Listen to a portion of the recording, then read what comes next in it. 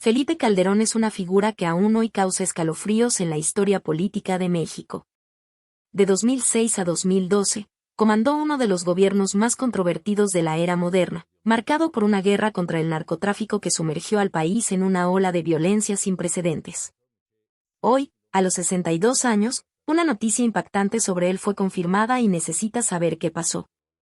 El legado de Calderón permanece envuelto en escándalos y decisiones oscuras que aún resuenan en las calles mexicanas. Su gobierno inició la militarización de la seguridad pública, lo que intensificó los enfrentamientos entre el ejército y los cárteles, resultando en más de 120,000 muertos y miles de desaparecidos. Uno de los episodios más sombríos es la relación entre Calderón y su entonces secretario de Seguridad Pública, Genaro García Luna, hoy condenado en Estados Unidos por involucramiento con el cártel de Sinaloa.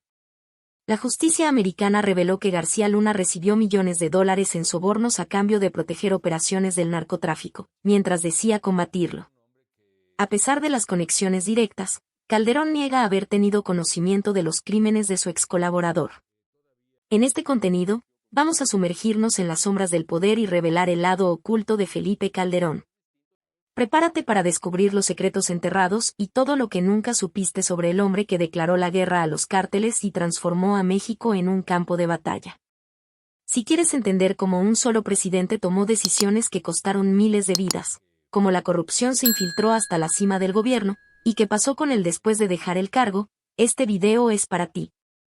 Felipe Calderón nació el 18 de agosto de 1962 en Morelia, Michoacán, una ciudad de calles antiguas y tradiciones arraigadas. Fue el menor de 5 hijos de Luis Calderón Vega y María del Carmen Hinojosa, una familia unida pero cargada de expectativas. Desde niño, Felipe sintió el peso de ser un Calderón. Su padre, Luis, era un hombre destacado, cofundador del Partido Acción Nacional, PAN, que defendía valores conservadores y cambios para México. En casa, las conversaciones giraban en torno a política, justicia y sueños de un país mejor. Para el joven Felipe, esas ideas eran semillas plantadas en terreno fértil. Crecer en ese ambiente no se limitaba a jugar en las calles de Morelia o a ayudar a su madre con tareas. Se trataba de escuchar a su padre hablar con pasión sobre democracia y responsabilidad. Luis quería que sus hijos siguieran su camino, especialmente Felipe, el menor, quien parecía absorber cada palabra. Pero esa influencia tenía un costo. Ser el menor implicaba cargar con las esperanzas de todos, como si su futuro ya estuviera trazado antes de que entendiera qué quería. En la escuela, Felipe destacaba. Era aplicado, serio, tal vez demasiado para un niño. Sus maestros notaban su disciplina, pero también cierta timidez, como si guardara sus pensamientos más profundos. Fuera del aula, sus amigos lo veían como alguien leal pero reservado, que raramente hablaba de sí mismo. Corrían rumores de dificultades económicas en la familia, pero Felipe nunca lo mencionaba. Si había traumas o miedos de infancia, los mantenía ocultos, quizás por orgullo o costumbre. Cuando llegó el momento de elegir un rumbo, Felipe optó por Derecho en la Escuela Libre de Derecho, una institución prestigiosa en México. Sabía que, para honrar el legado de su padre, necesitaba una base sólida. Luego estudió economía en el ITAM, mostrando su interés por entender el mundo más allá de las leyes. El gran salto vino con una maestría en Administración Pública en la Harvard Kennedy School, en Estados Unidos. Allí vio cómo las políticas públicas podían transformar naciones. Regresó a México con ideas frescas, pero también con la presión de ponerlas en práctica. Pese a tantos logros, Felipe cargaba un peso invisible. La expectativa familiar era como una sombra que lo seguía. Ser un Calderón significaba no tener margen para errores. Cada decisión, cada paso, era observado no solo por la familia, sino por quienes veían en él el futuro del PAN. Quería demostrar que era capaz, pero en el fondo, ¿era eso lo que realmente deseaba? Mientras organizaba sus ideas y se preparaba para la vida pública, una pregunta flotaba en el aire: ¿hasta dónde llegaría para cumplir las expectativas de otros? ¿Y qué le costaría eso a él mismo? Felipe Calderón no tardó en sumergirse en la política. Siendo joven, ingresó al Partido Acción Nacional, PAN, siguiendo los pasos de su padre. Su compromiso era evidente: no quería solo participar, quería liderar. En su juventud, presidió el directorio juvenil del partido, mostrando energía y habilidad para organizar personas. Su voz, aunque calmada, tenía autoridad.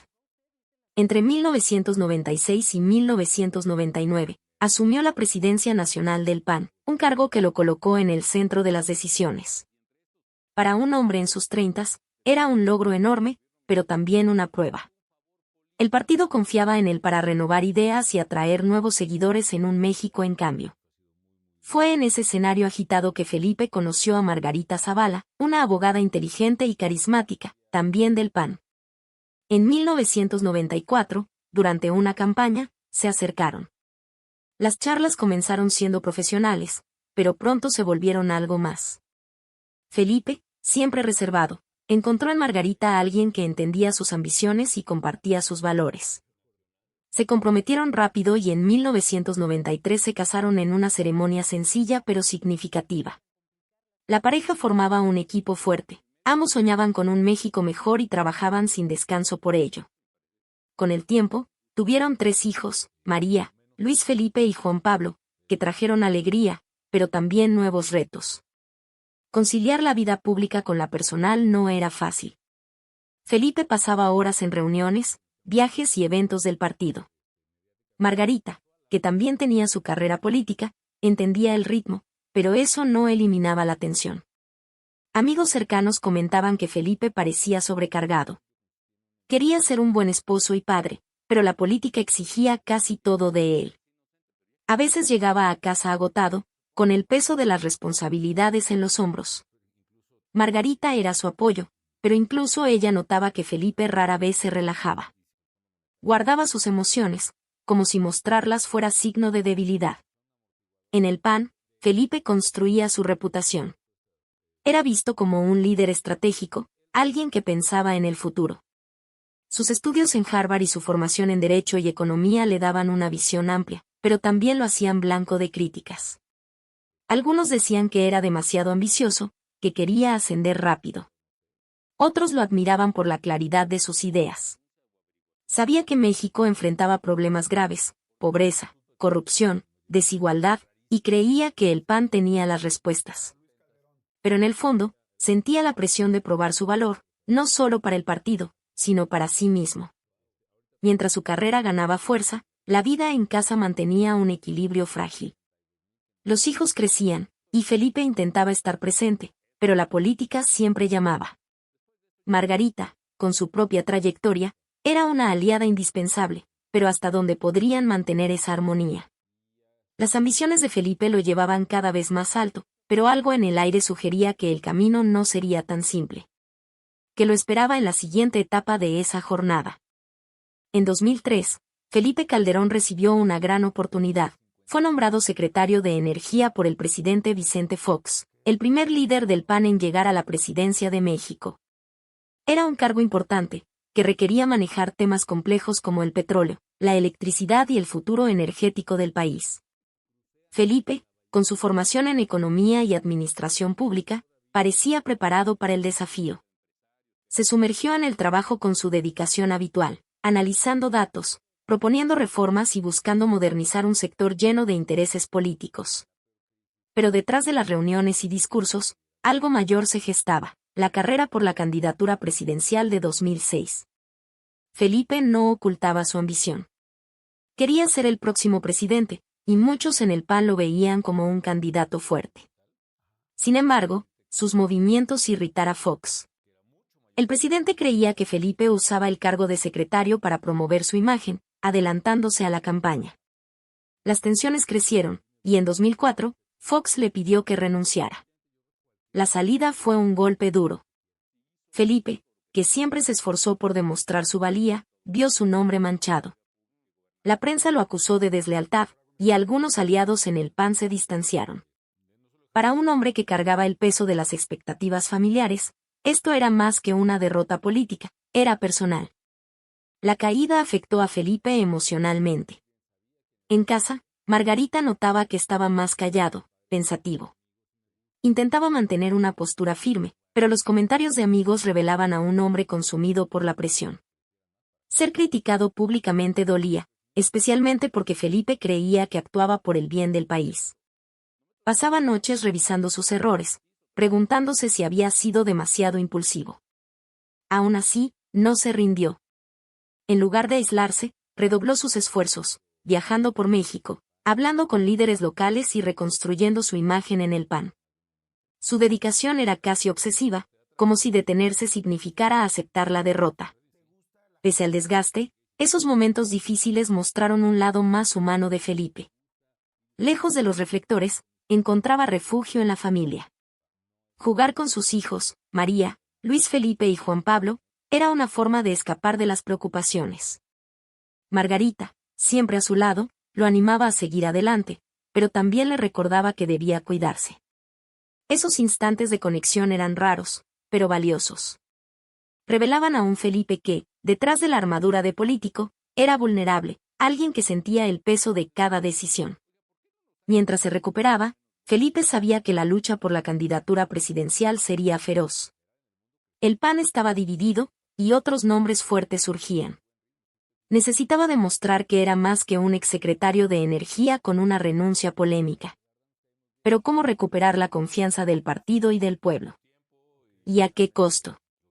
Cada paso lo acercaba más al sueño de liderar México, pero también a un camino lleno de sacrificios.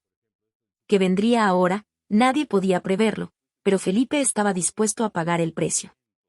En 2006, Felipe Calderón enfrentó el mayor desafío de su carrera, la elección presidencial. Tras superar las divisiones internas del PAN y ganar la candidatura, entró en una campaña intensa.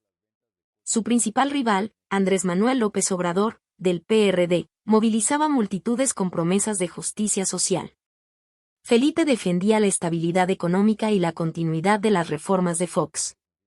Recorría México sin descanso, hablando en mítines, estrechando manos e intentando convencer a un país dividido. Pero la campaña era más que una disputa de ideas, era una batalla emocional y política que ponía a prueba sus límites. Cuando llegó el día de la elección, el 2 de julio de 2006, la tensión era palpable. Las urnas cerraron, y el programa de resultados electorales preliminares mostró una contienda muy reñida. Tras días de conteo, el Instituto Federal Electoral anunció, Felipe ganó por solo 0,58% de los votos, menos de 244,000 de diferencia. La victoria, sin embargo, no trajo alivio. López Obrador y sus seguidores denunciaron fraude.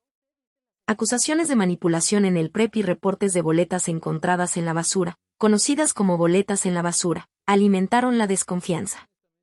Protestas estallaron en las calles, con miles exigiendo un nuevo conteo. Felipe, que soñaba con una toma de posesión celebrada, se encontró en el centro de una tormenta. El rechazo público era un peso nuevo. En ciudades como la Ciudad de México, manifestantes bloqueaban avenidas, llamándolo presidente ilegítimo. Felipe intentaba mantener la calma, pero sus amigos notaban su cansancio. Pasaba horas con asesores, revisando datos electorales y preparando defensas. El Tribunal Electoral validó la victoria en septiembre, pero eso no calmó los ánimos. Para muchos mexicanos, Felipe no era el presidente elegido por el pueblo. Ese rechazo lo seguía como una sombra, minando su confianza y aumentando la presión psicológica. En casa, Margarita era su refugio. Lo animaba a enfocarse en el futuro, pero incluso ella sentía la hostilidad en las calles. Los hijos, aún pequeños, comenzaban a notar que algo iba mal. Felipe intentaba protegerlos, pero el clima de división nacional invadía hasta los momentos más íntimos. Sabía que liderar México requeriría más que habilidad política, demandaría resistencia. Aún así, se preguntaba, ¿cómo gobernar un país que, para muchos, no lo aceptaba? Mientras se preparaba para asumir la presidencia en diciembre de 2006, Felipe enfrentaba un México fracturado. La victoria, tan anhelada, venía con un alto costo. Necesitaba tomar decisiones difíciles para unir al país y probar su legitimidad. Pero las denuncias de fraude y las protestas dejaban una marca. Cada paso parecía una prueba, y el futuro era incierto. ¿Cómo manejaría un mandato nacido bajo tanta controversia? ¿Y qué significaría eso para el hombre detrás del cargo? La respuesta comenzaba a tomar forma, pero el camino prometía ser arduo. Felipe Calderón asumió la presidencia el 1 de diciembre de 2006, bajo miradas desconfiadas. Apenas instalado, anunció una decisión que marcaría su mandato, una ofensiva frontal contra los cárteles de drogas. Envió miles de soldados y policías federales a estados como Michoacán, su hogar, y Tamaulipas, donde el crimen organizado dominaba. Creía que México no podía rendirse ante el narcotráfico. Pero la guerra, como se le llamó, trajo un costo terrible. Durante su gobierno, se registraron más de 60,000 homicidios relacionados con el crimen organizado. Ciudades enteras vivían con miedo, y las familias mexicanas lloraban pérdidas diarias. Para Felipe, la violencia era más que números. Recibía informes de masacres, veía fotos de comunidades devastadas y escuchaba historias de niños huérfanos. Cada cifra era un peso en su conciencia. Quería proteger al país, pero se preguntaba si iba por buen camino. En casa, Margarita intentaba apoyarlo, pero incluso ella sentía el impacto. Los hijos, ahora mayores, preguntaban por qué su padre parecía tan distante. Felipe intentaba explicar que hacía lo mejor por México, pero sus palabras sonaban débiles ante la realidad. Hacia noviembre de 2009, la popularidad de Felipe cayó drásticamente. Las encuestas mostraban que la mayoría de los mexicanos ya no confiaba en su gobierno. La guerra contra los cárteles, que al principio tuvo apoyo, ahora se veía como un ciclo interminable de sangre y caos. La gente quería seguridad, pero solo veía titulares de tiroteos y cuerpos. Felipe se sentía aislado. En el Palacio Nacional, pasaba horas con asesores buscando soluciones, pero las críticas crecían. Incluso aliados en el PAN cuestionaban sus decisiones, dejándolo con pocos apoyos. La situación empeoró con acusaciones de abusos. Organizaciones de derechos humanos denunciaban violaciones por parte de las Fuerzas Armadas, detenciones sin motivo, torturas y desapariciones. Informes internacionales, como los de Amnistía Internacional, señalaban fallos graves.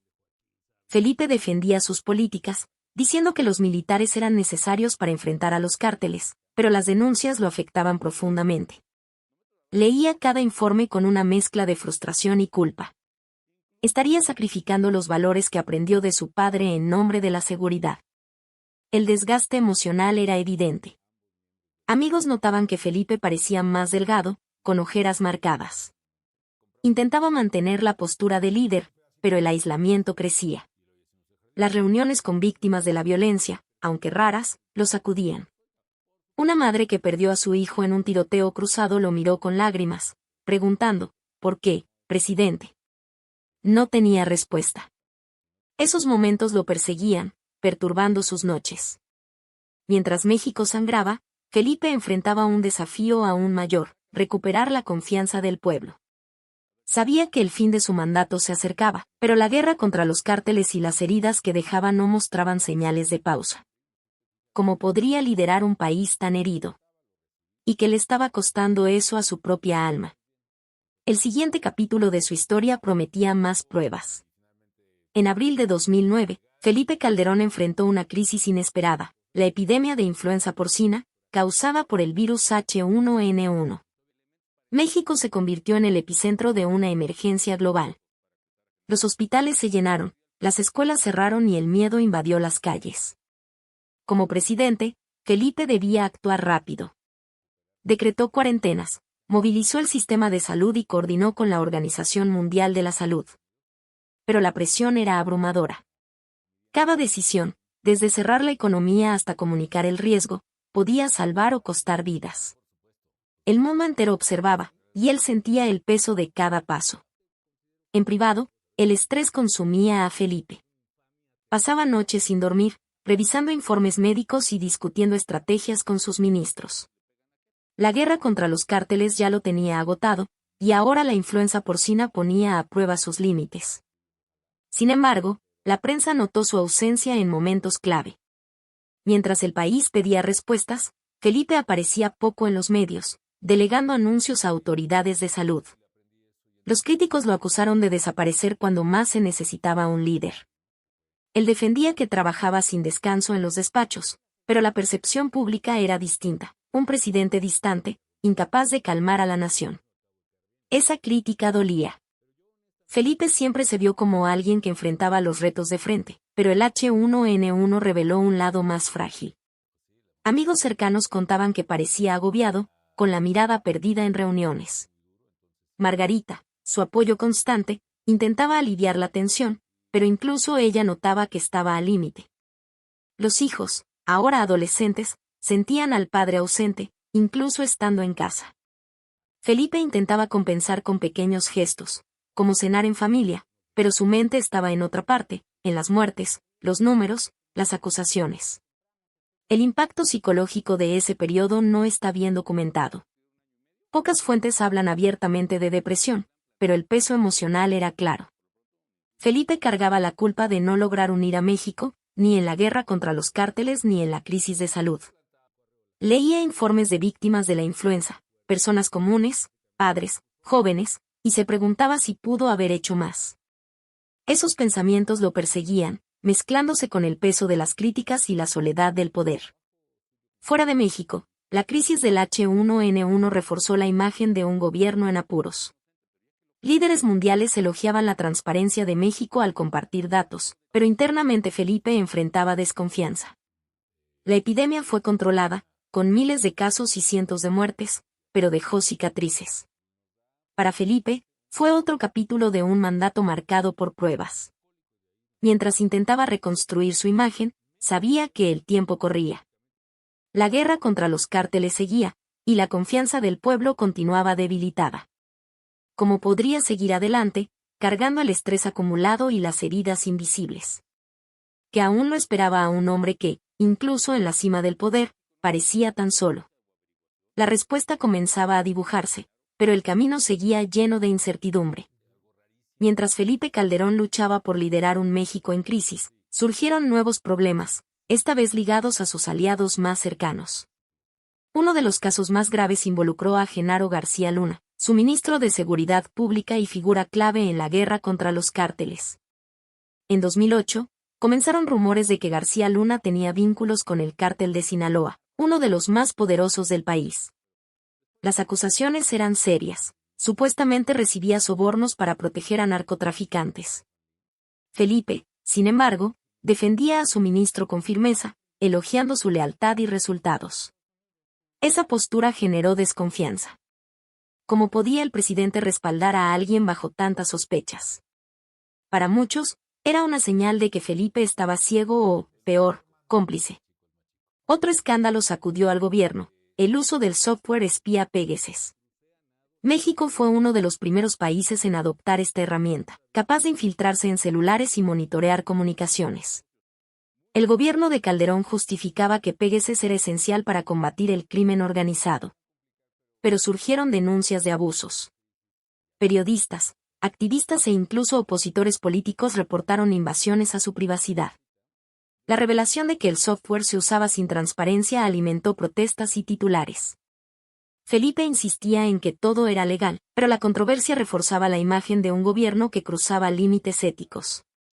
Las polémicas no se limitaban al ámbito profesional. La familia de Felipe también quedó bajo escrutinio. Su cuñado, Diego Zavala, fue acusado de recibir contratos gubernamentales ventajosos, lo que levantó sospechas de favoritismo.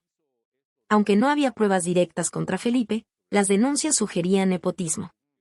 La prensa explotaba cada detalle, y la opinión pública se indignaba. Para un hombre que creció con los valores de integridad de su padre, estas acusaciones eran un golpe personal. Negaba cualquier irregularidad, pero el daño a su reputación crecía. Esos escándalos pesaban en Felipe. Ya enfrentaba el desgaste de la guerra contra los cárteles y la crisis del H1N1. Ahora, veía a sus aliados y familia bajo ataque. En casa, Margarita intentaba mantener el equilibrio, pero incluso ella sentía la presión. Felipe pasaba noches discutiendo estrategias con asesores, tratando de contener las crisis. Amigos notaban que parecía más tenso, con arrugas marcando su rostro. Quería proteger su imagen y su legado, pero cada nueva denuncia lo hacía más difícil. El impacto emocional era innegable. Felipe se preguntaba cómo todo llegó a ese punto. Creía en su misión de transformar México, pero los escándalos sugerían que incluso sus aliados podrían estar traicionando esa visión. En el Palacio Nacional, enfrentaba la soledad de decisiones imposibles, defender a García Luna o abandonarlo. Justificar el Pégueses o admitir errores. Mientras el fin de su mandato se acercaba, México seguía dividido, y Felipe, agotado, intentaba mantener la cabeza alta. ¿Cómo lidiaría con esas sombras que manchaban su gobierno? ¿Y qué significaría eso para el futuro de un hombre que, a pesar de todo, aún creía en su propósito? El siguiente capítulo prometía más desafíos, y Felipe sabía que el camino solo se volvería más estrecho. La guerra contra los cárteles, que Felipe Calderón inició con tanta determinación, cobraba un precio cada vez mayor. Además de los miles de mexicanos muertos, la violencia alcanzaba a personas cercanas al presidente.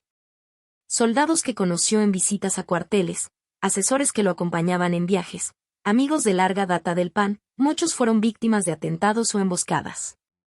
Cada noticia de una muerte era como un golpe.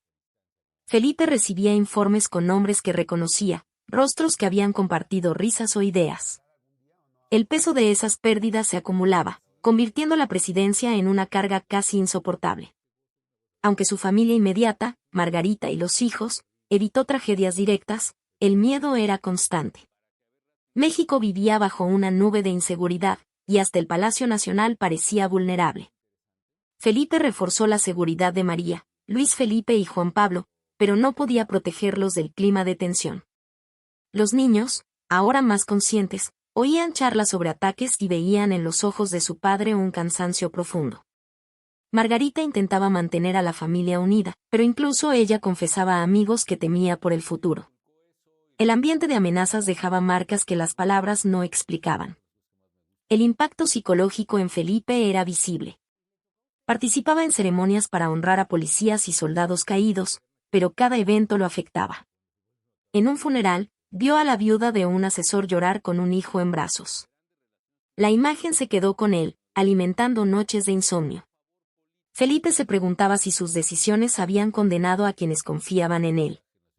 Intentaba convencerse de que la guerra era necesaria, pero la culpa lo carcomía. Sus asesores notaban que hablaba menos, que sus sonrisas eran raras. Incluso en reuniones, parecía distante, como si cargara un peso que nadie podía aliviar. Fuera del gobierno, la sociedad mexicana también sufría. Ciudades como Ciudad Juárez y Tijuana eran escenario de tiroteos diarios. Felipe leía cartas de ciudadanos pidiendo paz, pero también recibía críticas furiosas. La prensa lo señalaba como responsable del caos, y los manifestantes levantaban carteles con rostros de víctimas. Cada protesta era un recordatorio de que México estaba fracturado, y él, en el centro de todo, luchaba por mantener la esperanza. En casa, Felipe buscaba refugio en los momentos con sus hijos. Jugar con ellos, aunque fuera por unos minutos, era una forma de escapar. Pero incluso en esos instantes, su mente vagaba hacia los nombres de los que perdió. Margarita, siempre fuerte, lo animaba a seguir, pero incluso ella sentía el desgaste. La pareja sabía que el fin del mandato se acercaba, pero las cicatrices de la violencia permanecerían. ¿Cómo podría Felipe seguir liderando un país tan herido, mientras él mismo cargaba tantas heridas? ¿Qué quedaba de un hombre que, a pesar de todo, aún creía que podía cambiar México? El futuro era incierto, pero una cosa era clara, las pérdidas lo habían cambiado para siempre, y el próximo capítulo traería nuevas pruebas para su resistencia. Hacia 2009, Felipe Calderón enfrentaba un México cada vez más incrédulo. Las elecciones intermedias de ese año fueron un golpe para el PAN, que perdió escaños en el Congreso y vio su influencia disminuir. La guerra contra los cárteles, con su estela de sangre, y los escándalos de aliados como Genaro García Luna alimentaban el rechazo popular. Las encuestas mostraban que la aprobación de Felipe caía en picada.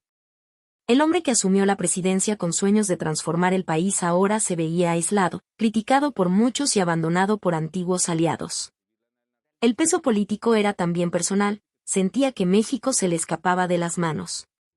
En el Palacio Nacional, Felipe seguía trabajando, pero el ambiente era pesado. Las reuniones con el gabinete eran tensas, y hasta en el PAN enfrentaba divisiones. Líderes del partido, que antes lo apoyaban, ahora cuestionaban sus decisiones, temiendo que el desgaste de su gobierno destruyera las chances futuras del partido. Fuera del gobierno, las calles resonaban con protestas. Los manifestantes llevaban carteles con frases como "Fuera Calderón" y fotos de víctimas de la violencia. Cada imagen era un recordatorio de cuánto se había desviado su proyecto de lo que imaginó. Cuando su mandato terminó en 2012, Felipe dejó la presidencia agotado.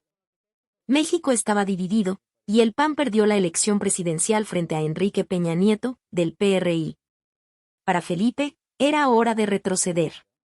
Buscó refugio en el mundo académico, aceptando un puesto de investigador en la Harvard Kennedy School, donde años antes había estudiado.